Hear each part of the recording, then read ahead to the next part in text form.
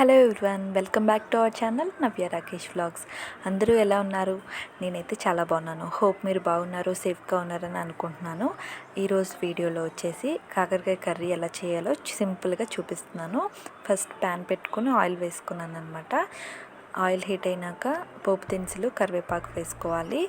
అవి సాట్ చేసుకొని తర్వాత ఆనియన్స్ అండ్ చిల్లీస్ వేసుకోవాలి. అవి మంచి గోల్డెన్ కలర్ వస్తే చాలా బాగుంటుంది.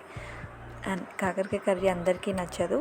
అండ్ ఈ విధంగా చేస్తే చాలా టేస్టీగా ఉంటుంది, హెల్త్కి కూడా చాలా మంచిది కదా. అండ్ కాకరకాయ కూడా యాడ్ చేసుకున్నాక కొంచెం పసుపు, ఉప్పు అనేది వేస్తున్నాను.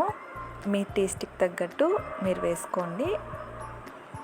కొలతలు ఏం చెప్పట్లేదు, నేను మామూలుగా వేసేస్తున్నాను అనమాట.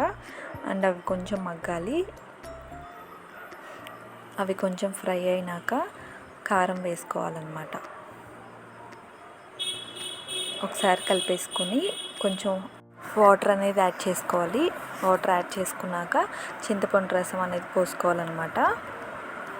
నేనైతే లెమన్ సైజ్ చింతపండు అనేది తీసుకున్నాను, అదైతే సరిపోతుంది. అది పోసుకున్నాక ఒకసారి కలిపేసుకొని సాల్ట్ అండ్ కారం సరిపోయిందా లేదా అనేది చెక్ చేసుకోండి. అండ్ బ్యాక్గ్రౌండ్ నాయిసీగా ఉంది, పక్కన మా బాబు ఉన్నాడు, ప్లీజ్ ఇగ్నోర్ చేయండి. అండ్ అది మరిగినాక ఒక చిన్న బెల్లం ముక్క అనేది యాడ్ చేసుకోండి. దానివల్ల టేస్ట్ చాలా బాగుంటుంది. అన్నిటినీ బ్యాలెన్స్ చేసి టేస్ట్ అయితే చాలా బాగుంటుంది. ఇన్నిసార్లు చెప్తున్నాను అనుకోవద్దు, అంత బాగుంటుంది. ఒక్కసారి ట్రై చేయండి. అండ్ కర్రీ థిక్గా అయినాక కొంచెం కొత్తిమీర వేసేసుకొని స్టవ్ ఆఫ్ చేసేసుకోవడమే. చాలా సింపుల్ అనమాట. అండ్ వీడియో నచ్చితే లైక్ చేయండి, షేర్ చేయండి, సబ్స్క్రైబ్ చేసుకోండి. Thanks for watching. బాయ్.